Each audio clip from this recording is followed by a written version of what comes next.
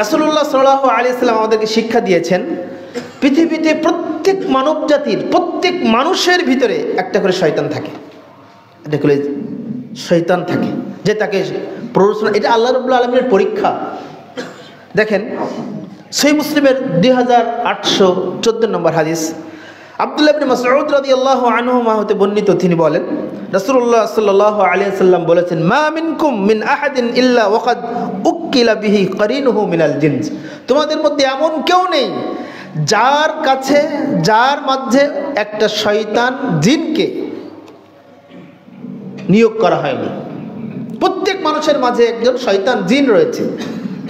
তাকে জিজ্ঞাসা করা হলো, ক্বালু, সাহাবায়ে কেরাম বললেন, ওয়া ইয়্যাকা ইয়া রাসূলুল্লাহ সাল্লাল্লাহু আলাইহি ওয়াসাল্লাম, আপনার মাঝেও কি এই অভিশপ্ত কারিন জিন রয়েছে?